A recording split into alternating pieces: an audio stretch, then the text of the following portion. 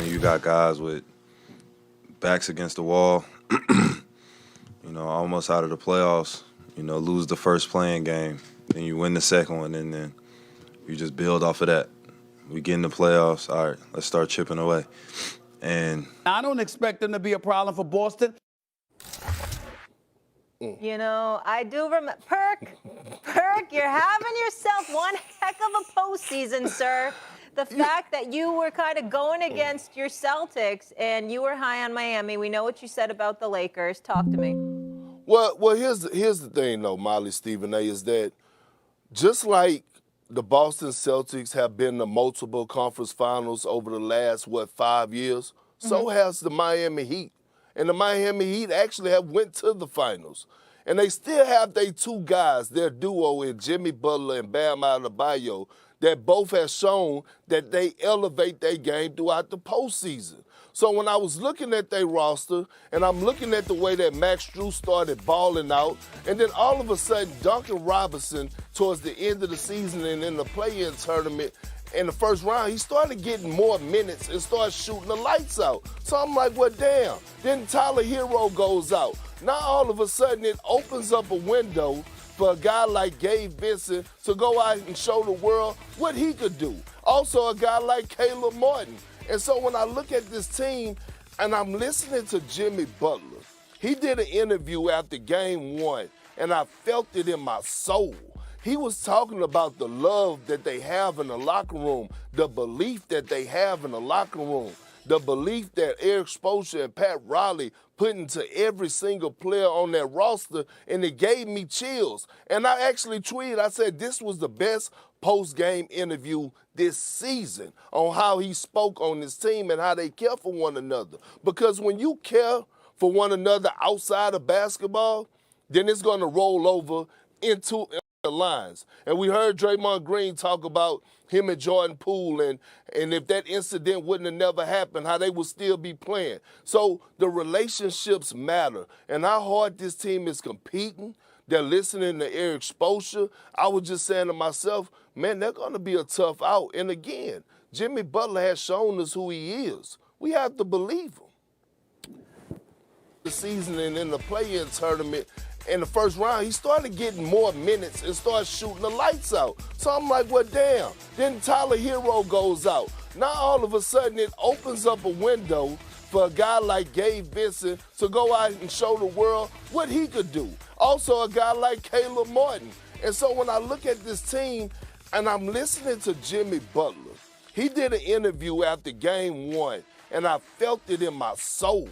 He was talking about the love that they have in the locker room, the belief that they have in the locker room, the belief that Eric Spoelstra and Pat Riley put into every single player on that roster, and it gave me chills. And I actually tweeted, I said this was the best post-game interview this season on how he spoke on his team and how they care for one another. Because when you care for one another outside of basketball, then it's going to roll over in between the lines. And we heard Draymond Green talk about him and Jordan Poole, and if that incident wouldn't have never happened, how they would still be playing. So the relationships matter, and how hard this team is competing. They're listening to Eric Spoelstra. I was just saying to myself, man, they're going to be a tough out. And again, Jimmy Butler has shown us who he is. We have to believe him. I get where you're coming from. Props to you.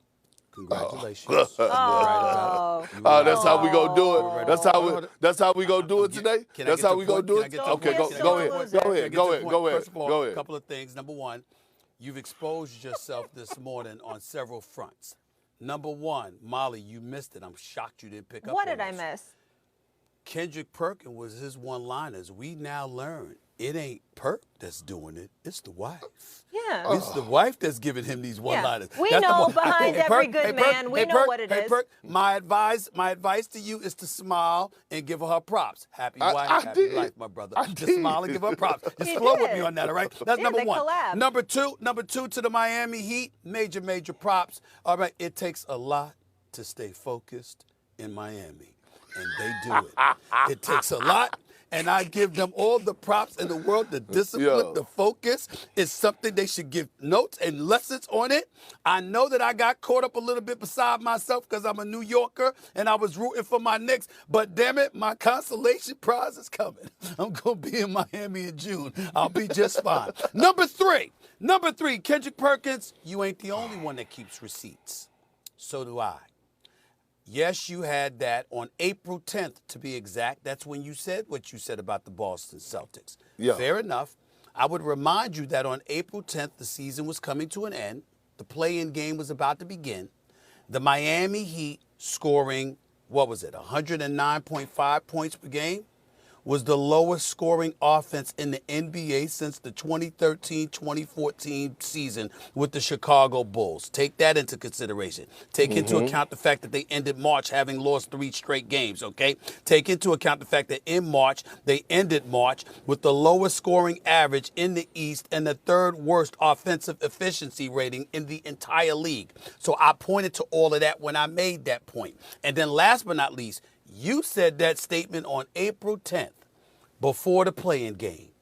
April 11th, they lost that next day to the Atlanta Hawks. So all I'm trying to say is that it wasn't like whatever was being said about Miami in terms of the doubt wasn't warranted by what we were seeing from them. Props to them for turning it around. Stephen A., that but was damn weird. it, It's a marathon. But damn it, they gave you cause to pause. Well, Having said that, you're absolutely right, because Miami is something special.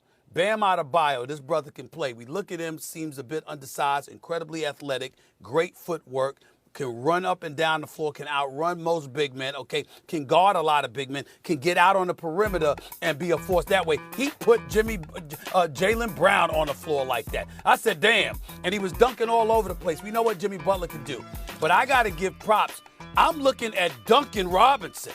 First of all, he's a sniper, and we know this. But that's all he was.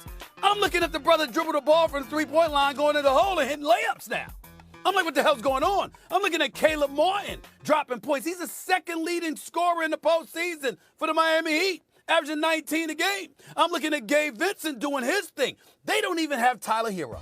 And that's their sniper. Now, I don't know whether that's a good thing or a bad thing, because even though that brother can play, the ball seems to be moving a bit more with him not on the floor than it usually did with him on the floor. And last but not least, Eric Spoelstra. Eric Spoelstra is one of the great coaches in the game. Eric Spoelstra is a future Hall of Fame coach. Eric Spoelstra is that dude. We gotta take a moment. And to say, recognize think about the fact this. he's Think special. about this. He never won Coach of the Year, man. Never Won Coach of the Year. Never. But that don't matter to him. But not at all. Like you know what when I look at when we talk about Heat culture, and I look at it, I watched the Miami Heat and I watched the Eric Spoelstra and I watched Pat Riley and I watch how they move. And they move a lot differently than how everybody else move around the NBA. See, but see, they go back and they hire their own to come in and be assistant coaches. Guys that didn't been there. Think about it. They hired Juwan Howard before your job. Bob McAdoo. Okay, you got Alonzo Mourning sitting right next to Pat Riley. You got Caron Butler sitting over there right now. Yep. So now all of a sudden, guess what? You have those guys who are able to relate and be part of your player development, which is huge. Developing players, making sure that they have the confidence. And I think the league got to take notice and learn that they need to start following this organization, man. Well, it's hard to do this, so Perk, because let's give Riley credit where credit's due. When we talk culture, just so everybody understands, culture is when LeBron James comes to Miami, right? And you thinking about whether or not Spoelstra's the right dude for the job. Everybody was thinking about that except Pat Riley. Pat Riley, like, he ain't going nowhere. You know what I'm saying? That's culture, because I'm the leader of the pack. You know what I'm saying? By the way, even when D. Wade was there, and Perk will tell you this, Molly, even when D. Wade was there, even when LeBron was there, when Alonzo Mourning was there, when Tim Hardaway was there, South Beach is Pat Riley. Everyone knows that. He knows everything. And I'm talking about everything. I don't give a damn if it's the cops. I don't give a damn if it's a restaurant owner. I don't give a damn if it's a club owner. I don't give a damn if it's a patron. I don't care who it is. All things come through Pat Riley. Everybody understands that. And it trickles down from there. So that's a lot to be said, and that's what you're talking about when you're talking about the culture. You got stability, you have leadership, you have reputable leadership, you have accountability without question, all right? And you have focus, and that is definitely needed in South Beach. Absolutely. Yeah. Hey, you speak Spanish? No, he does not speak Spanish. You can say 2 words. Say the 2 words you know. CSC, ¿Cómo estás? CSC. Oh my gosh. Still to come. Game 4 is tomorrow. You're going to need a bodyguard with you.